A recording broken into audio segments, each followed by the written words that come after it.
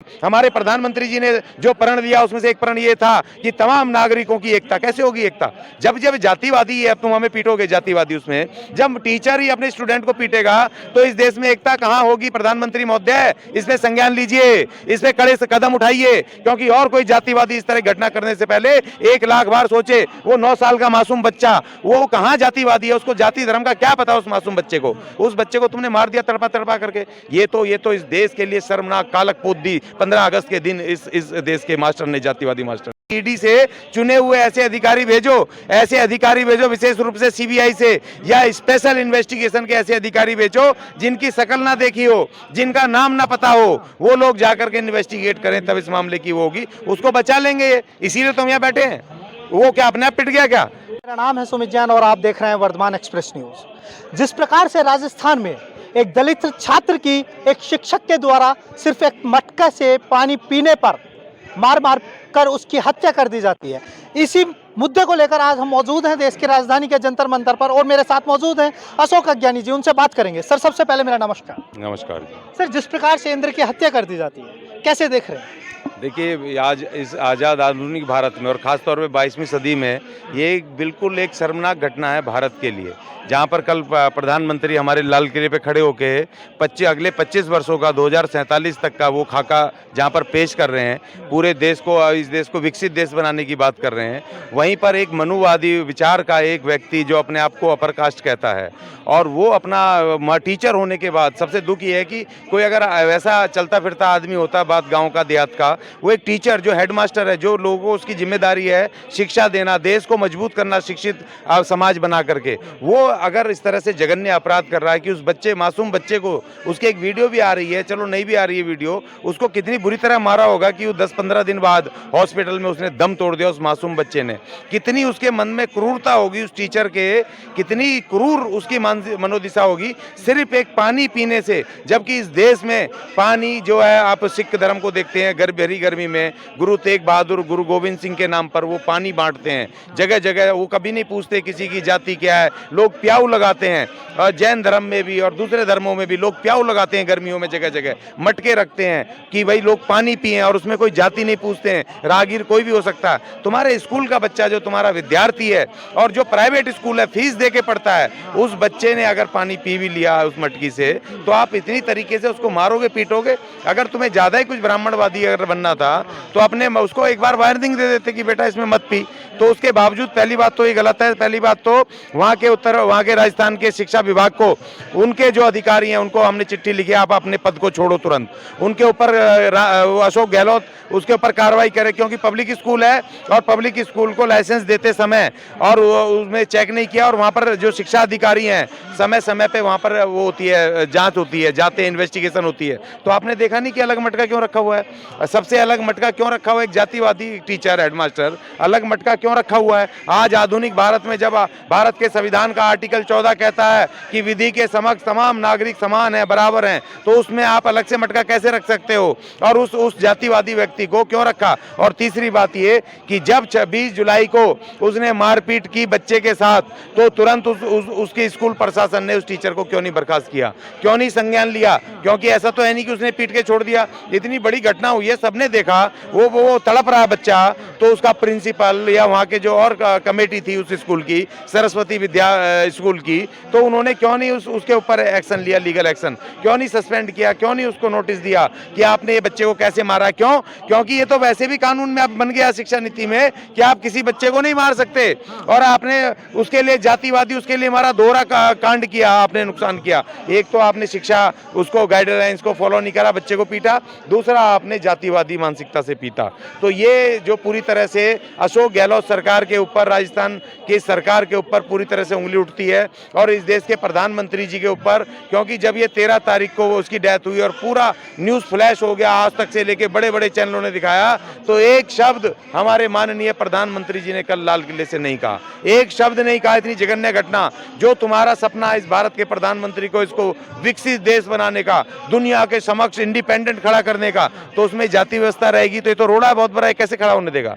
कैसे जो हमारे हमारे प्रधानमंत्री जी ने जो प्रण दिया उसमें से एक प्रण ये था कि तमाम नागरिकों की एकता। कैसे होगी एकता जब जब जातिवादी है, अब तुम हमें पीटोगे जातिवादी, उसमें जब टीचर ही अपने स्टूडेंट को पीटेगा तो इस देश में एकता कहाँ होगी। प्रधानमंत्री महोदय, इस पे संज्ञान लीजिए, इस पे कड़े से कदम उठाइए, क्योंकि और कोई जातिवादी इस तरह की घटना करने से पहले 1,00,000 बार सोचे। वो 9 साल का मासूम बच्चा, वो कहाँ जातिवादी है, उसको जाति धर्म का क्या पता उस मासूम बच्चे को। उस बच्चे को तुमने मार दिया तड़पा तड़पा करके। ये तो इस देश के लिए शर्मनाक कालक पोत दी 15 अगस्त के दिन इस देश के मास्टर ने, जातिवादी मास्टर ने। लेकिन सर, जिस प्रकार से पुलिस के जांच में सामने आया, पुलिस कह रही है कि इस प्रकार की कोई घटना सामने नहीं है, इस प्रकार की कोई जांच में पुष्टि नहीं हुई है कि उसकी जो पिटाई हुई है वो मटका छूने पर हुई है। स्कूल प्रशासन लगातार कह रहा है कि हमारे यहाँ पर सिर्फ एक ही टैप है पानी पीने की, कोई अतिरिक्त मटका नहीं रखा जाता। देखिए, या तो ये एक्चुअली क्या, जब मैंने 13 तारीख की रात को जब मुझे पता चला, और मांग करता हूं इस देश के प्रधानमंत्री जी से, इस देश के सरकार से, कि भैया ईडी से चुने हुए ऐसे अधिकारी भेजो, विशेष रूप से सीबीआई से या स्पेशल इन्वेस्टिगेशन के ऐसे अधिकारी भेजो जिनकी शकल ना देखी हो, जिनका नाम ना पता हो। वो लोग जाकर के इन्वेस्टिगेट करें, तब इस मामले की वो होगी, उसको बचा लेंगे। इसीलिए तो हम यहाँ बैठे हैं। वो क्या अपने आप पिट गया क्या? वो बच्चा अपने आप ही वो हो गया क्या? जो रिपोर्ट बता रही है, उसके कान में चोट लगी है, उसके मुंह में, सर में चोट लगी है, उसको उठा के पटका है, उसकी पसलियां टूटी हैं, उसका पूरा वो हुआ है, वो अपने आप हो गया क्या? सर, सवाल ये खड़ा होता है, जिस प्रकार से आप अपने वक्तव्य में कह रहे हैं, बार बार टारगेट किया जा रहा है कि कहीं ना कहीं मनुवाद बढ़ रहा है, एक जातिवादी सोच के कारण ये हुआ। मेरा मानना ये होता है कि कोई भी आरोपी हो और कोई भी पीड़ित हो, वो किसी धर्म, मजहब और जाति का नहीं होता। जो भी आरोपी होगा उस पर सख्त से सख्त कार्रवाई होनी चाहिए। इसको आप जाति से जोड़कर क्यों देख रहे हैं बात? देखिए, हमने जाति से नहीं जोड़ रहे हैं, जाति से तो वो जोड़ते हैं, क्योंकि हम कहते हैं मैंने कोई जाति को स्पेसिफिकली टारगेट कभी नहीं करता हूँ।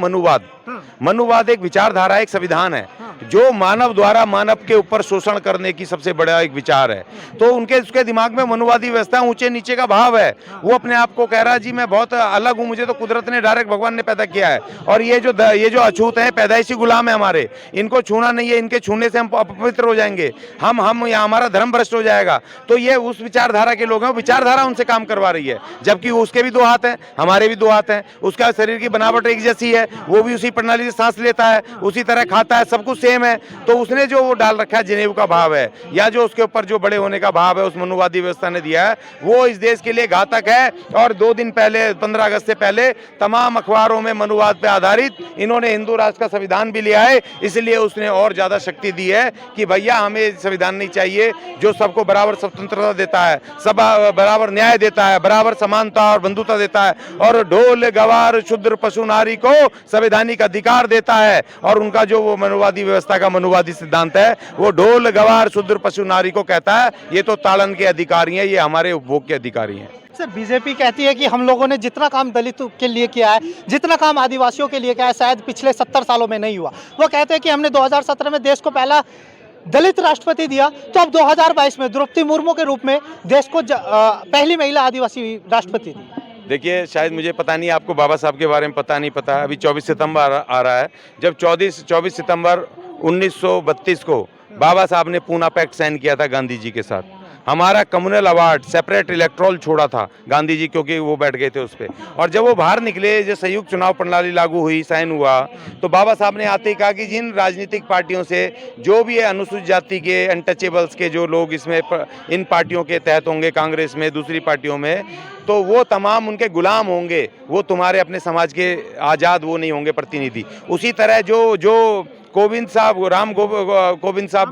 रामनाथ कोविंद जी जो पहले दलित राष्ट्रपति बनाए, वो हमारे नहीं थे, दलित नहीं थे, वो नाम के दलित थे, वो बीजेपी के आरएसएस के कार्यकर्ता थे।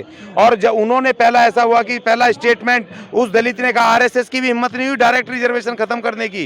रामनाथ कोविंद ने खड़ा होकर कहा विज्ञान भवन में, एक दलित ने वो राष्ट्रपति बनके, वो विभीषण बनके उसने कहा कि अब दलितों को आरक्षण की जरूरत नहीं है। उससे कहलवा दिया, क्योंकि हमारा आदमी नहीं था, वो राम का आदमी था, रावण का आदमी नहीं था। रावण का भाई जरूर था, लेकिन वो आदमी विचारधारा रावण का था, उसका राम का था। उसी तरह वो जो रामनाथ कोविंद या मुर्मू ये हमारे नहीं है, ये राम रूपी आरएसएस के हैं। और राष्ट्रपति हमारे किसी का जाति का थोड़ी ना होता है सर, राष्ट्रपति तो देश का होता है, प्रथम नागरिक होता है, उसके हाथ में पूरी जुडिशरी होती है सब। तो वही तो हम कह रहे हैं भाई, जब हम कहें तो आप हमें जातिवादी कहते हो, और आप ही कह रहे हो कि बीजेपी और आरएसएस और ये तमाम लोग को कह रहे हैं जी हमने पहला दलित राष्ट्रपति दिया, हमने पहला दलित आदिवासी दिया राष्ट्रपति। वो तो सीना ठोक के क्यों बोल रहे हो फिर, तुम जाति क्यों ले रहे हो भाई? वो तो सीना ठोक के वो समय प्रथम नागरिक नहीं है, आप क्यों क्रेडिट ले रहे हो? वो भी तो तुम्हारा पार्टी का, इस देश का नागरिक, तुम्हारे पार्टी का सदस्य है, जिंदगी भर तुम्हारी गुलामी करी, और जब तुम राष्ट्रपति बनाओगे तो दलित हो जाएगा, जब तुम राष्ट्रपति बनाओगे तो वो आदिवासी हो जाएगा। तो इनको शर्म नहीं आनी चाहिए, शर्म नहीं आनी चाहिए इनको जाति लेते हुए। ये कह रहे हैं हमने हमने हमने दलित को राष्ट्रपति बना दिया।